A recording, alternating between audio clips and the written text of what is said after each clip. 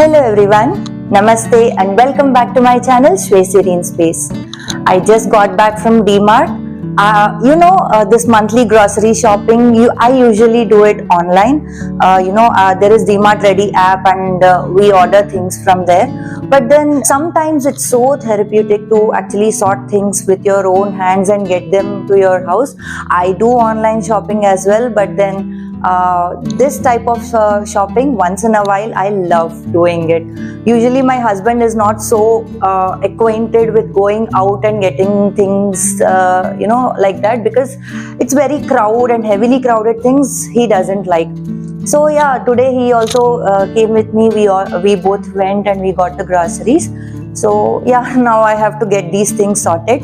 Also today, the next week is going to be a scheduled week for me. There are many things, many events that are planned beforehand.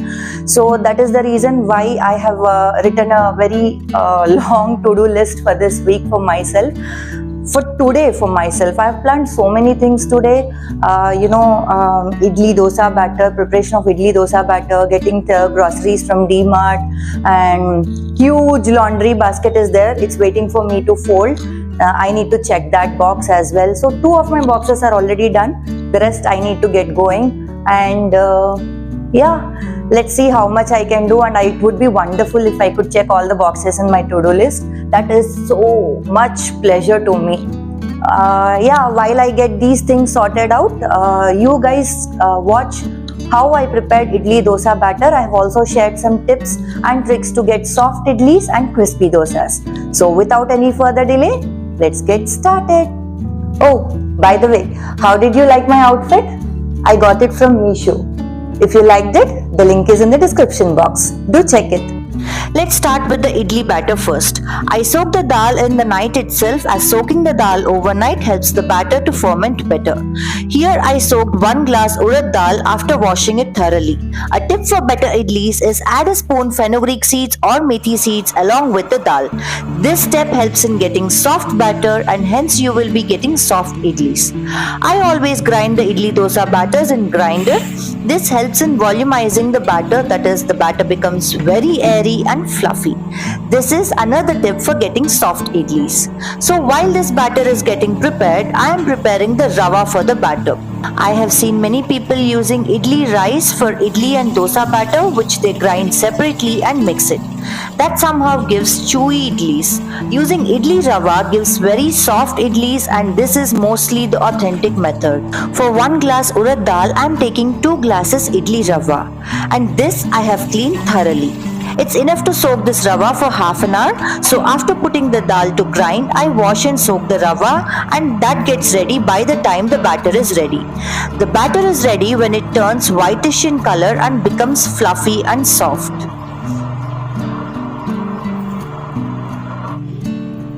I take this batter into a plate and then squeeze all the water from the rava and add it to the batter. Then I mix everything without adding salt. Adding salt prevents proper fermentation. So I add salt to the batter before preparing the idlis. Now this is the process if you are using a grinder. But if you are grinding the dal in a mixie, then after taking out the batter and adding the rava, the key step here is to beat the batter vigorously with your hands. The more you beat the batter, the more airy the batter becomes, and thus resulting in better fermentation and hence soft idlis. I know it sounds like a chemistry equation, but it is science after all. Now adjust the consistency by adding water. The consistency should be neither too thick like vada batter, not too loose like dosa batter. It should be of medium consistency. That's it. Now let this batter rest on the countertop. There is no need to put it in the oven or anywhere. For our Indian weather, kitchen countertop is the best place. If your place is too cold, then you can put it into an oven and let it rest for 3 to 4 hours or best overnight.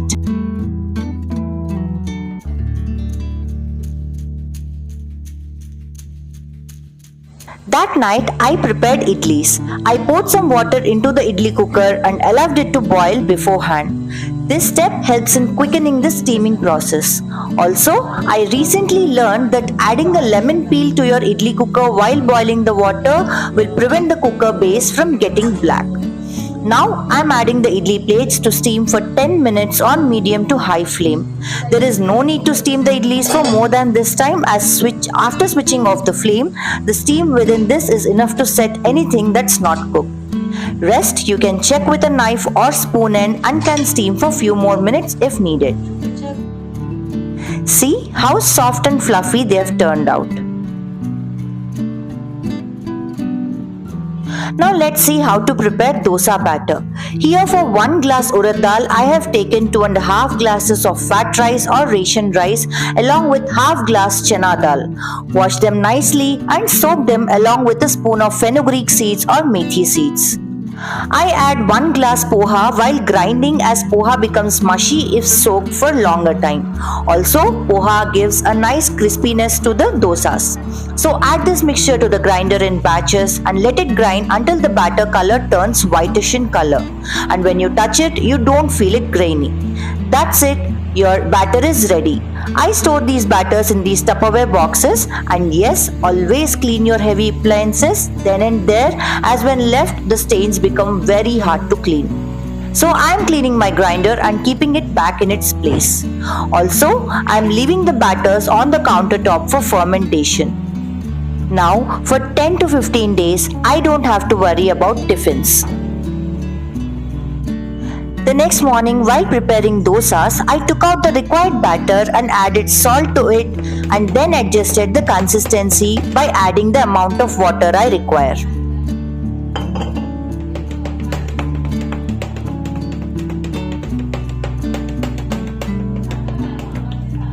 Now to make an iron tawa work as non-stick tawa, here's a simple trick.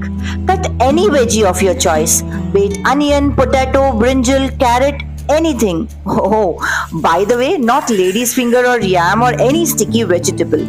Here I am taking the head of an onion and on a slightly oiled and heated tawa, I am just smearing this head. That's all, the tawa just turned into a non-stick one. After every 2 to 3 dosas, repeat this process and you are sorted. There are many more methods like sprinkling water or wiping with a cloth and all, but I found this method very feasible, so I am sharing it.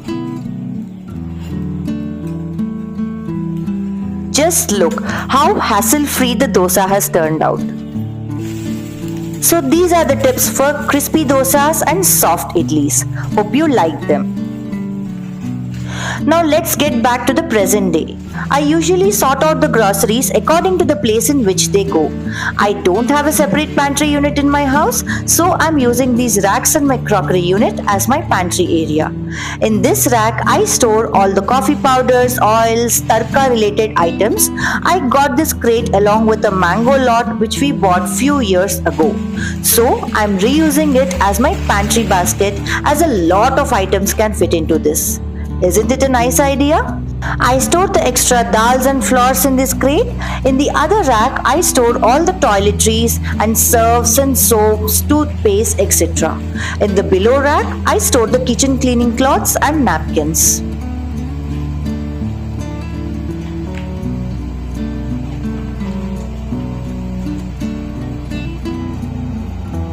Under the kitchen sink, I store Sabina and scrubbers and dishwashing liquids. I usually clean the empty containers then and there. This reduces a lot of time when compared to cleaning all the containers at once. If there is any old dal left in the container, I empty the container first, refill it with the new dal and then put back the old dal into it so that I can consume the older ones first. I usually add cloves to the dals and dry flowers as it prevents them from catching bugs. You can alternately use dry red chilies or bay leaves as well. Also, as monsoon season is arriving, this precautionary step is very wise. What say? Also, add some cloves to sugar if you're suffering from ants problem. I usually munch on these Haldirams, peanuts or walnuts. Of course, my husband and kids have their own snacks though, but I really like these.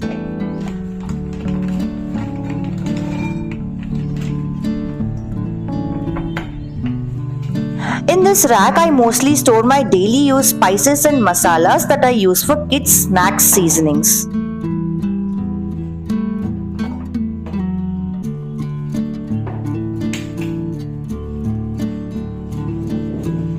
All the dry flours like besan, rice flour, ragi flour, I store here.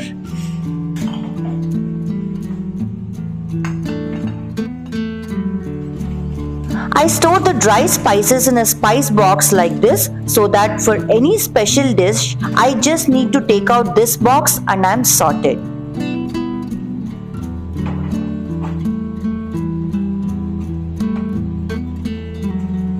I have a miscellaneous drawer in my kitchen which I use to store very important yet very searched things like tapes, sealing clips, batteries, screwdrivers, etc. Having these items in your kitchen is very essential. My kids' snacks box lids have gone really bad, so I got these steel snacks box from DMart which are amazingly sturdy and I just got them for 300 each.